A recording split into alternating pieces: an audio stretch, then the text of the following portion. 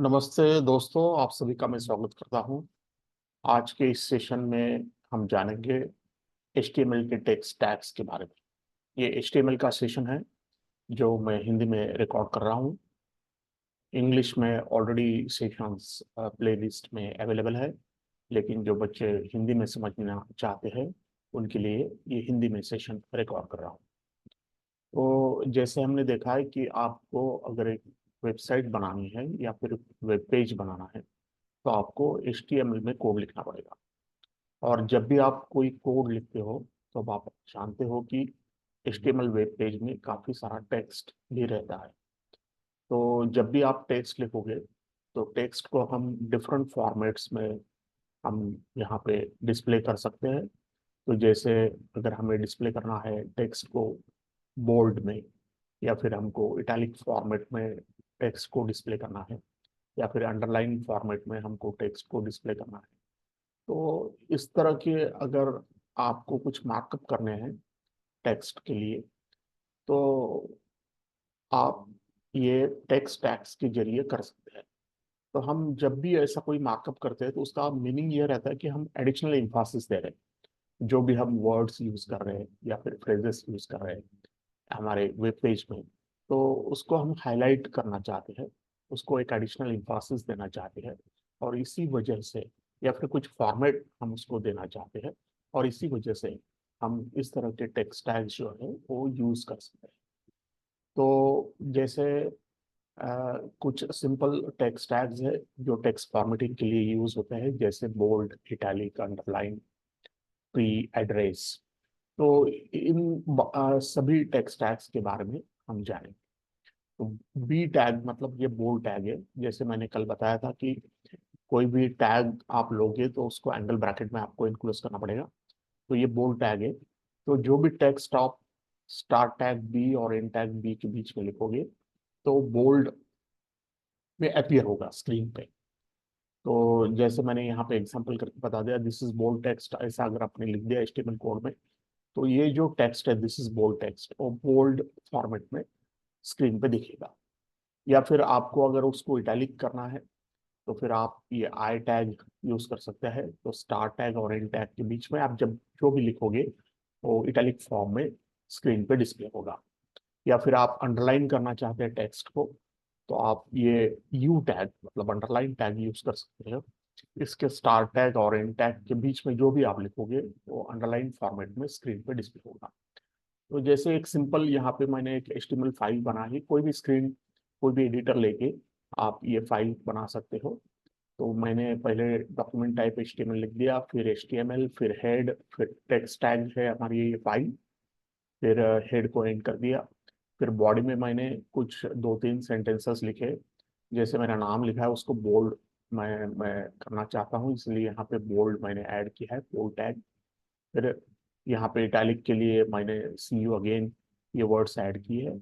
और यहाँ पे विजिट टू अंडरलाइन करने के लिए मैंने यहाँ पे ये कॉलेज का नाम ऐड किया है।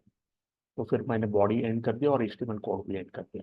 तो आप कोई भी एडिटर लेके जैसे नोटपैड आप ये टेक्स्ट टाइप कर सकते हो, उसको सेव करो p2.html के नाम से। फिर उसको आप क्लिक करोगे तो वो वेब ब्राउजर में ओपन होगा। और जब भी आप वेब ब्राउजर में उसको ओपन करेंगे जैसे गूगल क्रोम में, तो फिर आपको इस तरह का डिस्प्ले मिलेगा। जैसे यहाँ पे मेरा नाम जो है वो बोल्ड आया है, यहाँ पे सी यू अगेन ये इटैलिक में आया है, और ये जो कॉलेज का नाम है वो अंडरलाइन होके आया है। तो ये करना ज़रूरी है इस तरह का टेक्स्ट टैग यूज़ करना, क्योंकि फिर टेक्स्ट का फॉर्मेटिंग चेंज हो जाता है। तो नॉर्मल फॉर्म में हमेशा टेक्स्ट डिस्प्ले करना सही नहीं होता। हमको कुछ एम्फासिस देना है, कुछ उसको फॉर्मेटिंग करना है, तो हमें ये टेक्स्ट टैग यूज कर सकते हैं। तो और कुछ टेक्स्ट टैग हम डिस्कस करेंगे, जैसे ये प्री टैग है। तो इसमें हमको प्री फॉर्मेट टैग इसे नाम से जानते हैं। तो इसमें जो भी आप टेक्स्ट लिखोगे स्टार टैग और इन टैग के बीच में वो मोनो स्पेस फॉर्म में डिस्प्ले होगा। जैसे मैंने यहाँ पे लिख दिया नेम, मार्क्स और परसेंटेज। तो आप जब भी इस तरह का कुछ टेक्स्ट लिखोगे तो मतलब एक प्री डिफाइंड स्पेस जो है वो हर नाम में आ जाएगी। तो वो दिखने में अच्छा दिखता है। तो जैसे हम टेबल बनाते हैं तो उसी तरह से टेक्स्ट का ये फॉर्मेटिंग है। या फिर आप सबस्क्रिप्ट टैग भी यूज कर सकते हो। जैसे कोई मैथमेटिकल इक्वेशन आपको लिखना है, तो मैथमेटिकल इक्वेशन में हमें कभी सबस्क्रिप्ट का यूज करना पड़ता है। तो ये SUB जो टैग है, तो SUB स्टार्ट और एंड टैग के बीच में आप जो भी लिखोगे वो सबस्क्रिप्ट फॉर्म में डिस्प्ले होगा। तो जैसे मैंने यहाँ पे ये H2O मुझे लिखना था, तो मैंने 2 को सबस्क्रिप्ट दे दिया, तो यहाँ 2 ये नीचे आ गया। या फिर आप सुपरस्क्रिप्ट करना चाहते हो तो फिर आपको SUP टैग यूज करना पड़ेगा।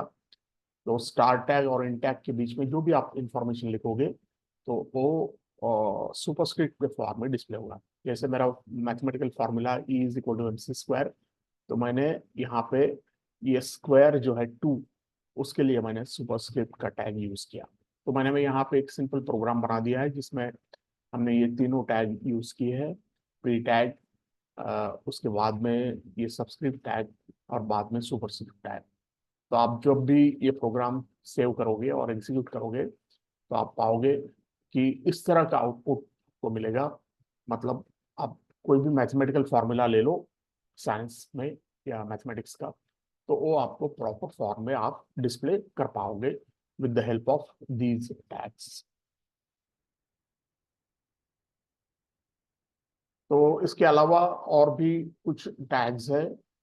तो जैसे ये फॉन्ट टैग है जिसमें हम फॉन्ट चेंज करते हैं, और कलर भी हम चेंज कर सकते हैं।